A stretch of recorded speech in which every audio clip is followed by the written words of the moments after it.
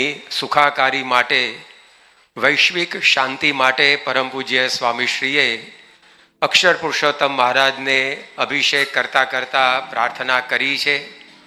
હવે આજના આ નૂતન વર્ષે વિક્રમ સંવત 2082ના પ્રથમ આશીર્વાદ આપણા સૌ પર વરસાવવા માટે સ્વામીશ્રી જઈ રહ્યા છે. તો આપણે સ્વામીશ્રીના ચરણોમાં પ્રાર્થના કરીએ કે બાપા, આપના આશીર્વાદ તો હર હંમેશ અમારા ઉપર વરસતા જ રહે છે, પરંતુ આ વર્ષે એવી કૃપા કરો કે જે આશીર્વાદ આપ વરસાવો છો એને અમે યથાર્થ રૂપમાં ઝીલીને આપને પ્રસન્ન કરી શકીએ.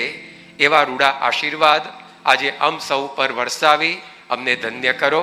પરમ પૂજ્ય મહંત સ્વામી મહારાજ.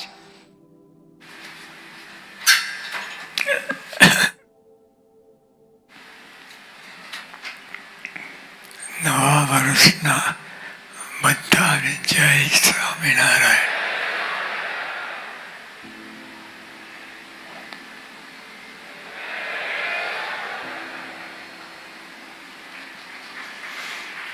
નવા વર્ષે મહારાજ સ્વામીને પ્રાર્થના કરીએ કે બધા તને મને ધને ખૂબ સુખી થાવ અને જીવનમાં ખૂબ પ્રગતિ કરો.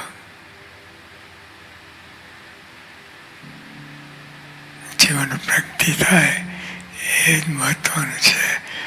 બાકી ઠાલા રહીએ તો કોઈ અર્થ નહીં. એટલે પ્રગતિ થાય એટલે આગળ ને આગળ જીવનો વધતા રહીએ એ પ્રાર્થના.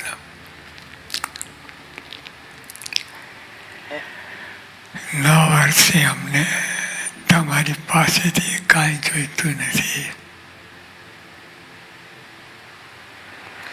પણ તમે બધા સમસ્વૃત ભાવ અને એકતા રાખી સેવા ભક્તિ કાર્ય કરો તે અપેક્ષા છે.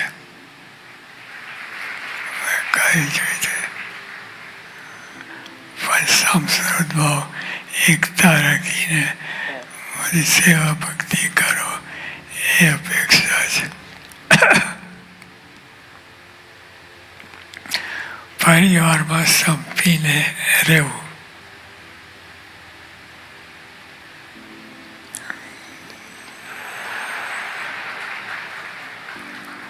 ઝઘડો ના કરો.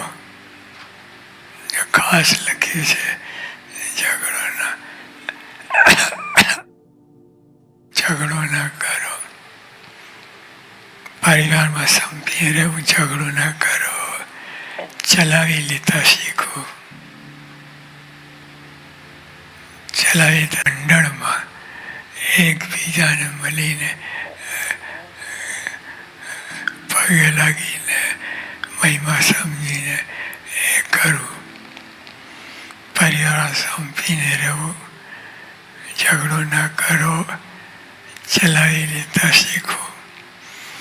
મંડળમાં સંપ રાખો. એકબીજાને મદદ કરી અને એકબીજાનો અવગુણ ના ગાવા. અવગુણની ક્રિયા એ છે સહેજે સહેજે નીકળી જાય. અહીંથી બધું અંગ ભરેલું છે એટલે ગમે ત્યાંથી લીક થઈ જાય. એને સાચું એકબીજાને મદદ કરી આ રીતે સમસ્વૃત ભાવ એકતા રાખશો. આ રીતે સમસ્વૃત ભાવ એકતા રાખશો તો અંતરમાં શાંતિ શાંતિ શાંતિ રહેશે. અને ઠીક અને મોટા જીવમાંથી રાજી થશે. આ મોટી વાત. આ શબ્દો યોગી આપે છે. ઘાસ વીણી કાઢ્યું અને એમના હૃદયમાં તો એટલે બહાર આવ્યું. એટલે અને મોટા જીવમાંથી રાજી થશે. સહજાન સાંઈ મહારાજ.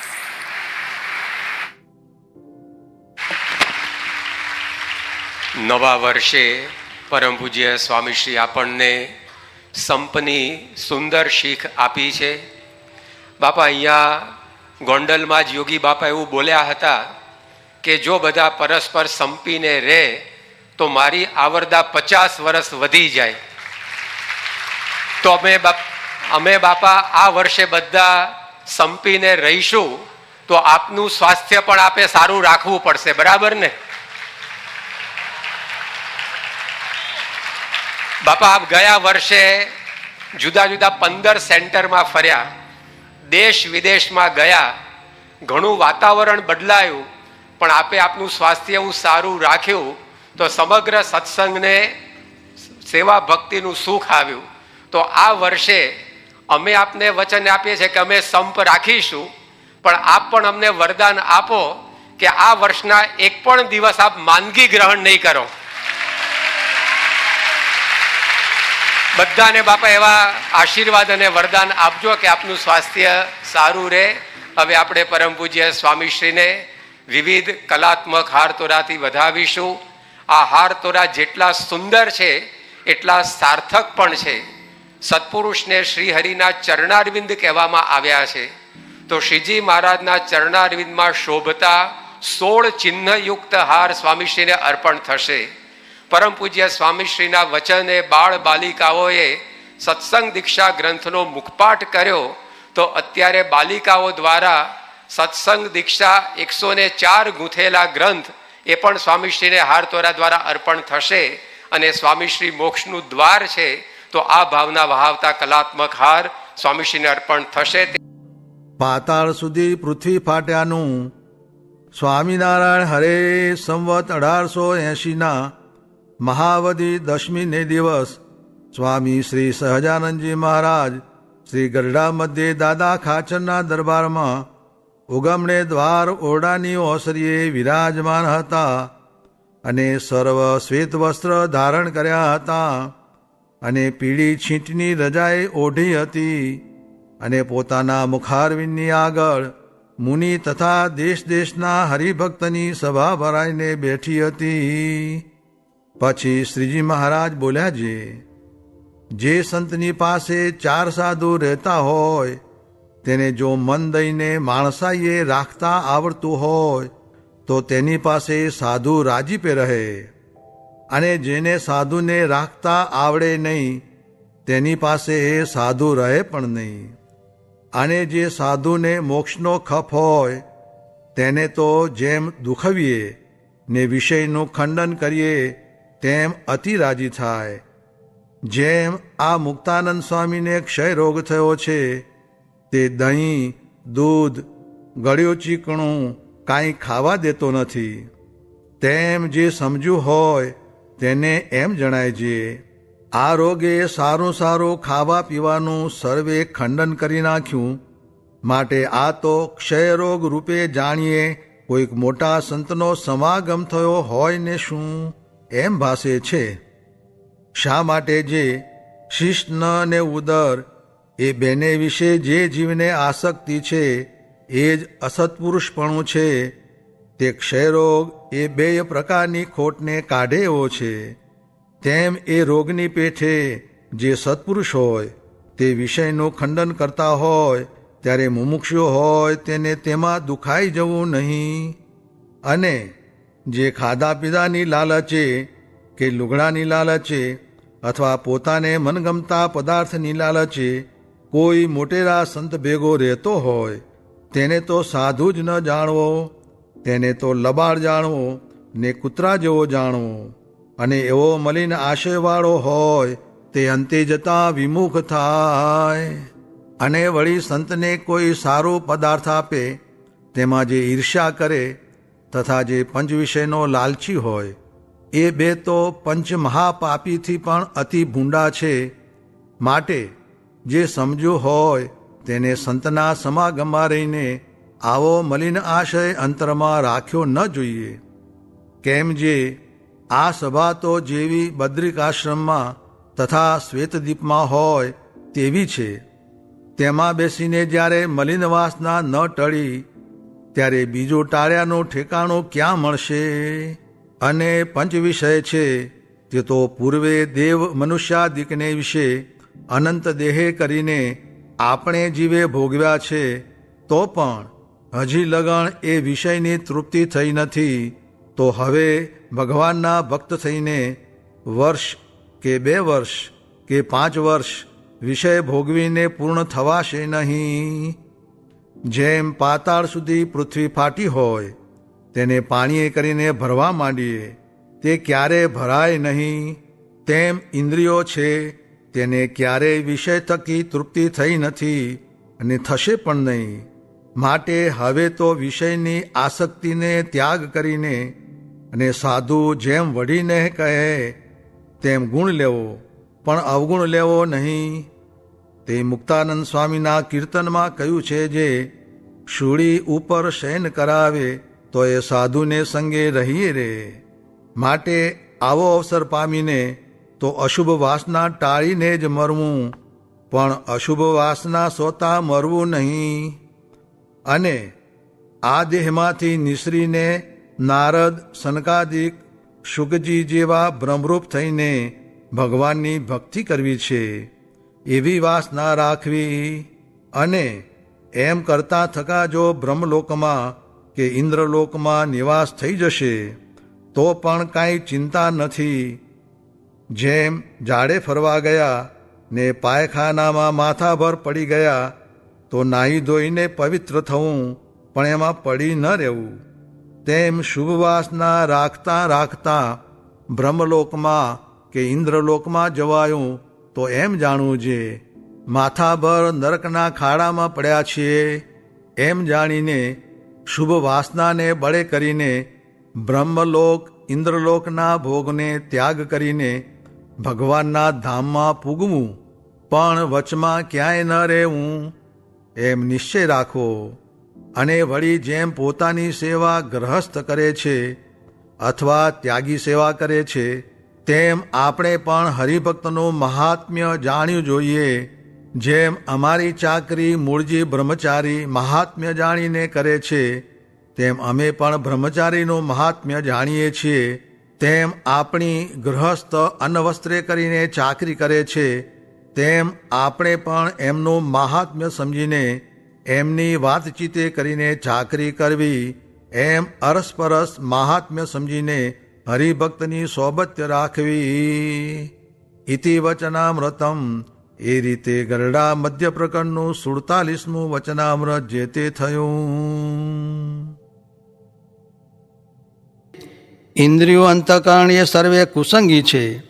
તે જે વિષયનો જોગ થાય તે રૂપ થઈ જાય એવો જે જીવનો સ્વભાવ છે, તેવા જીવને ભગવાનના સાધુ ધર્મ, જ્ઞાન, વૈરાગ્ય, ભક્તિ, મહિમા, ઉપાસના એ સર્વે ગુણ આપે છે. સ્વામિનારાયણ સ્વામીએ વાત કરી છે, પોતાને જાણે 2 માણસનું કામ કરે તેથી પણ મોટાની આજ્ઞા કરીને બેસી રહે અથવા કહે એટલું કરે એ જ શ્રેષ્ઠ છે. સ્વામિનારાયણ સ્વામીએ વાત કરી છે, કામ ક્રોધાધિક દોષ છે તે તો જેમ ખીલ કે દાદર હોય એવા છે. તે તો દેહનો ભાવ છે, ટળી જશે ને મોટા દ્રષ્ટિ કરે તો આ ઘડીએ ટળી જાય, પણ મોટાનો અવગુણ એક ક્ષય રોગ જેવો છે. સ્વામિનારાયણ સ્વામીએ વાત કરી છે, આપણે તો અક્ષરધામમાં જવું છે એવો એક સંકલ્પ રાખવો. સ્વામિનારાયણ સ્વામીએ વાત કરી છે, આ જીવને માથે શાસ્તા વિના સ્વતંત્રપણે તો જીવ દેહનો જ કીડો થઈ રહ્યો છે. સ્વામિનારાયણ સ્વામીએ વાત કરી છે, મોટા સાધુનો અવગુણ નહીં હોય ને કાંઈ દોષ હશે તો તેની ભગવાનને ફિકર છે, પણ મોટા સાધુનો અવગુણ હશે તેનું તો પાપ વજ્રલેપ થશે. સ્વામિનારાયણ સ્વામીએ વાત કરી છે, લાડવા જમવા ને પતરાવળું જે દે તે નાખી દેવું. સ્વામિનારાયણ સ્વામીએ વાત કરી છે, હરિશંકરભાઈએ પૂછ્યું છે, માવાભાઈની પેઠે શી રીતે ભગવાન પ્રસન્ન થાય? ત્યારે સ્વામી કહે, આજ તો ભગવાન પ્રસન્ન થયા છે. માટે આજ્ઞા પાળવી, બીજું કાંઈ સાધન કરવાનું નથી. 5 વર્તમાન દ્રઢ પાળવા. સ્વામિનારાયણ હરે સ્વામીએ વાત કરી જે કલ્યાણના માર્ગમાં વિઘ્ન કરનારા ઘણા, તેને ઓળખી રાખવા.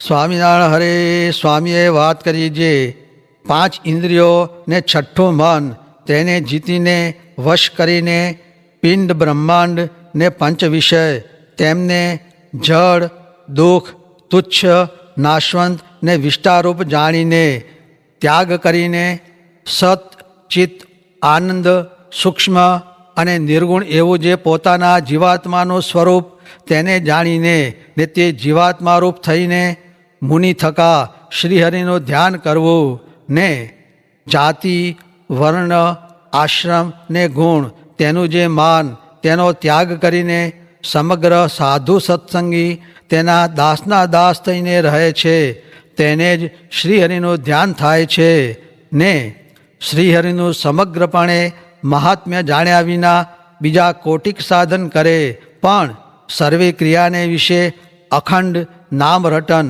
ને મૂર્તિની અખંડ સ્મૃતિ રહે નહીં ને અનંત કોટી બ્રહ્માંડના વિષય સુખ ભેળા કરીએ તો પણ શ્રીહરિની મૂર્તિના એક રોમના સુખની કોટીમાં ભાગની બરોબર આવે નહીં ને જો મહાપાતકી હોય ને તે જો શ્રીહરિનું ભજન કરે તો તેના સમગ્ર પાપ બળીને ભસ્મ થઈ જાય, એવો અતિ અલૌકિક મહિમા છે ને સાંખ્ય, યોગ, વેદાંત ને પંચરાત્ર એમનું તત્વ તો એક શ્રીહરિની મૂર્તિ છે.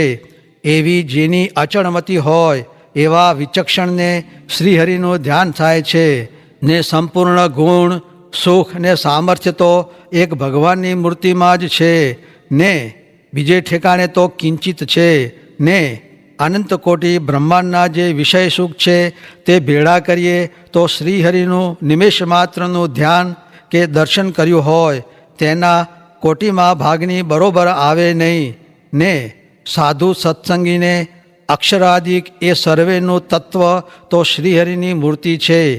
એવી આસ્તિકમતીય સહિત જેની સમજણ છે તેને જ શ્રીહરિનું ધ્યાન થાય છે ને અક્ષિવિદ્યા, દહર વિદ્યા ને અક્ષર વિદ્યા એ આદિક સર્વે બ્રહ્મ વિદ્યા તેમણે કરીને જાણવા યોગ્ય તો અક્ષરાદિક સર્વેના શરીરી ને કારણ પરબ્રહ્મ પ્રગટ હરિકૃષ્ણ છે. એવી જેની અચળમતી છે તેને જ શ્રીહરિનું ધ્યાન થાય છે ને જેમ 5 મોઢાવાળી ચામડાની મશક હોય તેમાંથી એક મોઢું મોકળું મેલે તો સર્વે જળ શ્રવી જાય છે, તેમ 5 ઇન્દ્રિયો ને 6ઠું મન તેમાંથી જો એક મોકળું મૂકે તો સર્વે ધ્યાન શ્રવી જાય છે.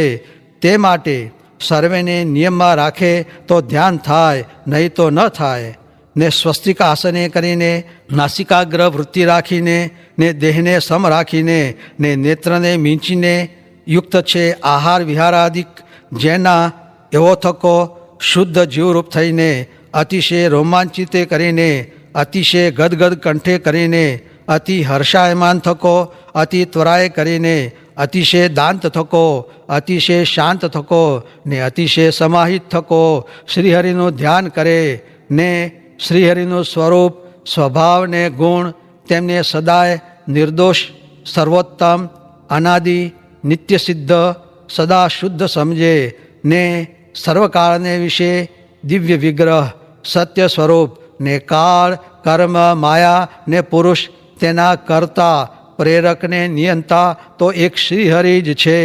એવી જેને અચળમતી છે તેને જ શ્રીહરિનું ધ્યાન